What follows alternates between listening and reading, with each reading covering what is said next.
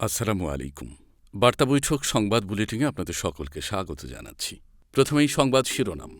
সাম্প্রদায়িক সহিংসতার অবসান চেয়ে ডক্টর ইউনূসকে খোলা চিঠি দিয়েছে বাংলাদেশ হিন্দু বৌদ্ধ খ্রিস্টান ঐক্য পরিষদ ও বাংলাদেশ পূজা উদযাপন পরিষদ। অন্তর্বর্তী সরকার নির্বাচনের ঘোষণা দিলে দেশে ফিরবেন শেখ হাসিনা। টাইমস অব ইন্ডিয়াকে এটা জানিয়েছেন সজীব ওয়াজেদ জয়। ডক্টর ইউনূসের নেতৃত্বে নতুন যাত্রা শুরু হলো বাংলাদেশের। আবু সাইদের বাড়ি যাবেন অন্তর্বর্তীকালীন সরকারের প্রধান উপদেষ্টা ডক্টর মোহাম্মদ ইউনূস। রাজনীতিতে আসছেন বঙ্গবন্ধু দৌহিত্র সজীব ওয়াজেদ জয়। মেয়েদের বিয়ের বয়স ৯ বছরে নামিয়ে আনতে চাই ইরাক। এতক্ষণ শুনছিলেন শিরোনাম, এবার বিস্তারিত।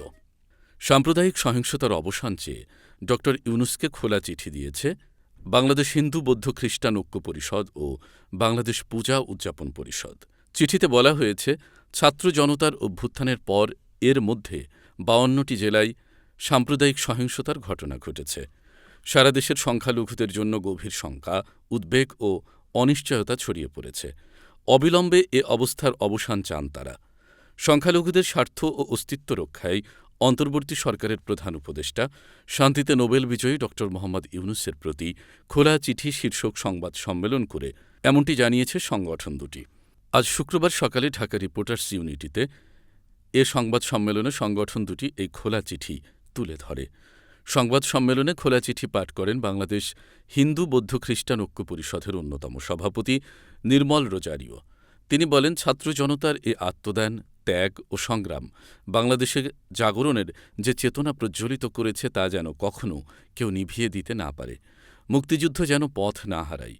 এ বিজয় যখন চূড়ান্ত লক্ষ্য অভিমুখে এগিয়ে যাচ্ছে, অত্যন্ত দুঃখ ও বেদনার সঙ্গে লক্ষ্য করছি যে একটি বিশেষ গোষ্ঠী সংখ্যালঘুদের বিরুদ্ধে নির্বিচার তুলনাহীন সহিংসতা ছড়িয়ে এই অর্জনে কালিমা লেপন করবার ষড়যন্ত্রে মেতে উঠেছে। প্রাপ্ত সাংগঠনিক বিবরণ ও গণমাধ্যমের তথ্য অনুযায়ী ইতোমধ্যে অন্তত ৫২টি জেলায় এই সাম্প্রদায়িক সহিংসতায় হাজার হাজার হিন্দু পরিবার সর্বস্ব হারিয়ে নিঃস্ব হয়ে গেছে বলেও খোলা চিঠিতে উল্লেখ করা হয়েছে। তাতে বলা হয়, অনেক মন্দির হামলার পর পুড়িয়ে দেওয়া হয়েছে, অনেক নারী নিগৃহীত হয়েছেন, কয়েকটি স্থানে হত্যার ঘটনাও ঘটেছে। আক্রান্ত হয়েছে অনেক সংখ্যালঘুও। মূলত ৫ আগস্ট থেকে এই সাম্প্রদায়িক পরিস্থিতি সৃষ্টি হয়েছে, যা এখনও অব্যাহত রয়েছে। সারা দেশের সংখ্যালঘুদের মধ্যে গভীর শঙ্কা, উদ্বেগ ও অনিশ্চয়তা ছড়িয়ে পড়েছে। এ পরিস্থিতি আন্তর্জাতিকভাবেও বাংলাদেশকে প্রশ্নবিদ্ধ করছে। আমরা অবিলম্বে এ অবস্থার অবসান চাই। অন্তর্বর্তী সরকার নির্বাচনের ঘোষণা দিলে দেশে ফিরবেন শেখ হাসিনা। টাইমস অব ইন্ডিয়াকে এমনটা জানিয়েছেন শেখ হাসিনা পুত্র সজীব ওয়াজেদ জয়। বাংলাদেশে অন্তর্বর্তী সরকার নির্বাচনের ঘোষণা দিলে শেখ হাসিনা দেশে ফিরবেন বলে জানিয়েছেন তার ছেলে সজীব ওয়াজেদ জয়। টাইমস অব ইন্ডিয়াকে যুক্তরাষ্ট্রের ওয়াশিংটন ডিসি থেকে মুঠোফোনে দেওয়া এক সাক্ষাৎকারে তিনি কথা বলেন। নোবেলজয়ী অর্থনীতিবিদ ডক্টর মোহাম্মদ ইউনূসের নেতৃত্বে অন্তর্বর্তী সরকারের দায়িত্ব গ্রহণের দিন জয় বলেন, আমি নিশ্চিত আওয়ামী লীগ নির্বাচনে অংশ নেবে। এমনকি আমরা নির্বাচনে জয়ী হতে পারি।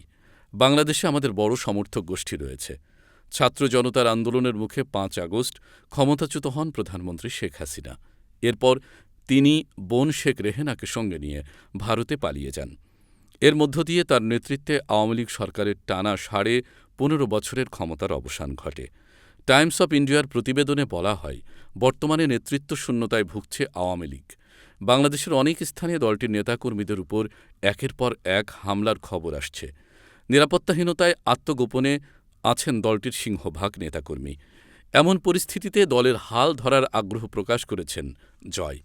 টাইমস অব ইন্ডিয়াকে দেওয়া ওই সাক্ষাৎকারে জয় বলেন, আমি রাজনীতিতে আসতে প্রস্তুত। দল ও দলের কর্মীদের রক্ষায় যা করা দরকার তার সবটাই আমি করব। যদিও এর আগে তিনি বলেছিলেন রাজনীতিতে যোগ দেওয়ার কোনো ইচ্ছে তার নেই। শেখ হাসিনা সরকারের পতনের পরদিন নির্বাহী আদেশে বিএনপির চেয়ারপারসন খালেদা জিয়াকে গৃহবন্দী অবস্থা থেকে মুক্তি দেওয়া হয়। দলটির পক্ষ থেকে জানানো হয়, দ্রুতই দেশে ফিরবেন বিএনপির ভারপ্রাপ্ত চেয়ারম্যান তারেক রহমান। এ খবর প্রকাশিত হওয়ার পরই মূলত রাজনীতিতে সক্রিয় হওয়ার বার্তা দিলেন সজীব ওয়াজেদ জয়। টাইমস অব ইন্ডিয়াকে জয় বলেন, আমাকে যদি রাজনীতিতে যোগ দিতে হয় তবে আমি তা থেকে নিজেকে বিরত রাখব না। আমার মা এ মেয়াদ পূর্ণ করেই রাজনীতি থেকে অবসর নিতেন। আমার কখনোই রাজনীতিতে উচ্চাকাঙ্ক্ষা ছিল না। আমি যুক্তরাষ্ট্রে স্থায়ীভাবে বসবাস করছি, তবে বাংলাদেশে কয়েকদিন ধরে চলা ঘটনা প্রবাহে নেতৃত্বশূন্যতা তৈরি হয়েছে। এ অবস্থায় দলের জন্য আমাকে সক্রিয় হতে হবে। এখন আমি সামনে তাই ভাবছি। ড ইউনূসের নেতৃত্বে নতুন যাত্রা শুরু হলো বাংলাদেশের। নোবেল বিজয়ী অর্থনীতিবিদ ড মোহাম্মদ ইউনূসের নেতৃত্বে দেশে অন্তর্বর্তীকালীন সরকার গঠিত হয়েছে। ছাত্র জনতার আন্দোলনের মুখে শেখ হাসিনা সরকারের পতনের পর কার্যত ৩ দিন দেশ সরকার শূন্য ছিল। গতকাল বৃহস্পতিবার রাতে বঙ্গভবনে ১৭ সদস্যের অন্তর্বর্তী সরকারের ১৪ জন শপথ নিয়েছেন। সরকারের প্রধান উপদেষ্টা হিসেবে দায়িত্ব নিয়েছেন ড মোহাম্মদ ইউনূস। প্রধান উপদেষ্টা হিসেবে শপথ নেওয়ার পর গতরাতে জাতির উদ্দেশ্যে দেওয়া ভাষণে ড ইউনূস বলেন, অরাজকতার বিষবাষ্প এখন যেই ছড়াবে, বিজয়ী ছাত্র জনতাসহ আইনশৃঙ্খলা বাহিনীর পূর্ণ শক্তি তাকে ব্যর্থ করে দেবে। আন্দোলনকারী শিক্ষার্থীদের প্ল্যাটফর্ম বৈষম্যবিরোধী ছাত্র আন্দোলনের ২ সমন্বয়ক মোহাম্মদ নাহিদ ইসলাম ও আসিফ মাহমুদ সজীব ভূঁইয়া নতুন সরকারে উপদেষ্টা হিসেবে যুক্ত হয়েছেন, যা দেশের ইতিহাসে প্রথম। উপদেষ্টা হিসেবে শপথ নিয়ে গণঅভ্যুত্থানে জনগণকে দেওয়া প্রতিশ্রুতি পূরণে কাজ করার কথা বলেছেন বৈষম্যবিরোধী ছাত্র আন্দোলনের সমন্বয়ক নাহিদ ইসলাম। তিনি গণমাধ্যমকে বলেন, আমরা যে প্রতিশ্রুতি নিয়ে এই গণঅভ্যুত্থান সংগঠিত করেছিলাম, যে প্রতিশ্রুতির জন্য শত শত ভাইবোন হতাহত হয়েছেন, সেই প্রতিশ্রুতি পূরণ করতেই আমরা সরকারে এসেছি। সেই প্রতিশ্রুতিগুলো দ্রুত সময়ের মধ্যে পূরণ করার জন্য সচেষ্ট থাকব। এই সরকারে মোট উপদেষ্টা ১৬ জন, সাবেক রাষ্ট্রদূত সুপ্রদীপ চাকমা, চিকিৎসক বিধান রঞ্জন রায়, নৌবাহিনীর অবসরপ্রাপ্ত কর্মকর্তা ফারুকী আজম ঢাকার বাইরে থাকায় শপথ নিতে পারেননি। উপদেষ্টা হিসেবে শপথ নেওয়া অন্য ১১ জন হলেন বাংলাদেশ ব্যাংকের সাবেক গভর্নর সালাউদ্দিন আহমেদ, ঢাকা বিশ্ববিদ্যালয়ের আইন বিভাগের অধ্যাপক আসিফ নজরুল, মানবাধিকার সংস্থা অধিকারের নির্বাহী পরিচালক আদিলুর রহমান খান, সাবেক তত্ত্বাবধায়ক সরকারের উপদেষ্টা এ.এফ হাসান আরিফ, সাবেক পররাষ্ট্র সচিব তৌহিদ হোসেন, পরিবেশ আইনজীবী সৈয়দ রিজওয়ানা হাসান, সাবেক নির্বাচন কমিশনার এম শাখাওয়াত হোসেন, নারী অধিকারকর্মী ফরিদা আখতার, ইসলামী চিন্তাবিদ আফহম খালিদ হাসান, গ্রামীণ ব্যাংকের সাবেক ব্যবস্থাপনা পরিচালক নূরজাহান বেগম ও নির্বাচন ব্যবস্থাপনা বিষয়ে বিশেষজ্ঞ শারমিন মুর্শিদ। আবু সাইদের বাড়ি যাবেন অন্তর্বর্তীকালীন সরকারের প্রধান উপদেষ্টা ড মোহাম্মদ ইউনূস। সম্প্রতি কোটা সংস্কার আন্দোলনে পুলিশের গুলিতে নিহত বেগম রোকেয়া বিশ্ববিদ্যালয়ের শিক্ষার্থী আবু সাইদের বাড়িতে যাবেন অন্তর্বর্তীকালীন সরকারের প্রধান উপদেষ্টা ড মোহাম্মদ ইউনূস। এ তথ্য নিশ্চিত করে রংপুর জেলা প্রশাসক মোহাম্মদ মোবাশ্বের হাসান গণমাধ্যমকে বলেন, ড মোহাম্মদ ইউনূস শনিবার সকাল ৯:৩০টার দিকে একটি হেলিকপ্টার যোগে আসবেন। তিনি আবু সাইদের কবর জিয়ারত করে তার পরিবারের সঙ্গে কথা বলবেন। বৃহস্পতিবার বিমানবন্দরে ড মোহাম্মদ ইউনূস আবু সাইদের কথা স্মরণ করে আবেগ আপ্লুত হয়ে পড়েন। তিনি বলেন, এই সময়ে আবু সাইদের কথা মনে পড়ছে। যে আবু সাইদের ছবি বাংলাদেশের প্রতিটি মানুষের মনে গেঁথে আছে, এটা কেউ ভুলতে পারবে না। কি অবিশ্বাস্য একটা সাহসী যুবক বন্দুকের সামনে দাঁড়িয়ে আছে এবং তারপর থেকে আর কোনো যুবক, কোনো যুবতী হার মানেনি। সামনে এগিয়ে গেছে এবং বলেছে, যত গুলি মারো, মারতে পারো মারো। আমরা আছি, যার কারণে সারা বাংলাদেশ জুড়ে এই আন্দোলন ছড়িয়ে গেছে এবং এর মাধ্যমে বাংলাদেশ আজ দ্বিতীয়বার স্বাধীনতা অর্জন করল। প্রসঙ্গত, কোটা সংস্কার আন্দোলনে সামনের সারিতে থেকে নেতৃত্ব দিয়েছেন আবু সাইদ। গত ১৬ জুলাই বিশ্ববিদ্যালয় সংলগ্ন পার্ক মোড়ে পুলিশ, ছাত্রলীগ ও যুবলীগের সঙ্গে শিক্ষার্থীদের সংঘর্ষ হয়। এক পর্যায়ে পুলিশের গুলিতে নিহত হয় আবু সাইদ। পরদিন ১৭ জুলাই তাকে পীরগঞ্জ উপজেলার মদনখালী ইউনিয়নের বাবনপুর গ্রামের বাড়িতে দাফন করা হয়। বৈষম্যবিরোধী কোটা সংস্কার আন্দোলনে বেগম রোকেয়া বিশ্ববিদ্যালয়ের অন্যতম সমন্বয়ক ছিলেন আবু সাইদ। রাজনীতিতে আসছেন শেখ হাসিনা পুত্র সজীব ওয়াজেদ জয়। ছাত্র জনতার অভ্যুত্থানে প্রধানমন্ত্রী পদ থেকে পদত্যাগ করে দেশ ছেড়ে ভারতে যেতে বাধ্য হন শেখ হাসিনা। তিনি ক্ষমতাচ্যুত রাজনৈতিক দল আওয়ামী লীগের সভাপতিও ছিলেন। তার অনুপস্থিতিতে দিশেহারা হয়ে পড়েছে দলটির নেতাকর্মীরা। শেখ হাসিনার সরকারের পতনের পর দেশের বিভিন্ন স্থানে দলটির নেতাকর্মীদের উপর এবং তাদের বসতবাড়িতে হামলা ও অগ্নিসংযোগের মতো ঘটনা ঘটেছে। হামলায় হতাহত হয়েছেন কিছু নেতাকর্মী। জ্বালিয়ে দেওয়া হয়েছে আওয়ামী লীগের কিছু কার্যালয়ও। হামলার ভয়ে পালিয়ে বেড়াচ্ছেন অনেকেই। এ অবস্থায় ১৯৭১-এ দেশের স্বাধীনতা আন্দোলনে নেতৃত্ব দেওয়া দলটির অস্তিত্ব এখন হুমকির মুখে।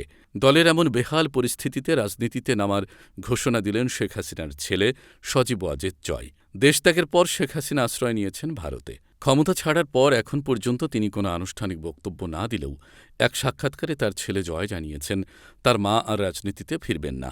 জয় নিজেও রাজনীতিতে না ফেরার কথা জানিয়েছিলেন। তবে বৃহস্পতিবার ভারতীয় বার্তা সংস্থা পিটিআইকে দেওয়া এক সাক্ষাৎকারে তিনি জানিয়েছেন, বাংলাদেশে গণতন্ত্র পুনঃপ্রতিষ্ঠিত হলে শেখ হাসিনা আবার দেশে ফিরবেন।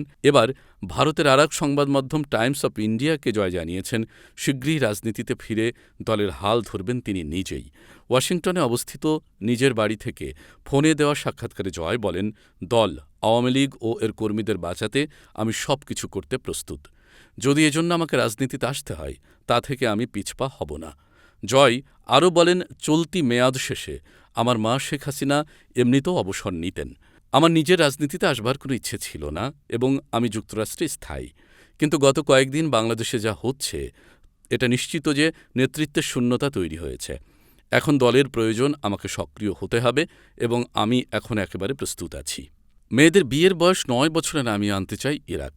এনডিটিভির প্রতিবেদনে বলা হয়, দেশটিতে বিদ্যমান আইনে নারীদের ন্যূনতম বিয়ের বয়স ১৮ বছর। নতুন উত্থাপিত বিলে বলা হয়েছে, ধর্মীয় নেতা ও বেসামরিক বিচার সংশ্লিষ্টরা চাইলেই পারিবারিক ব্যাপারে নাক গলাতে পারবে।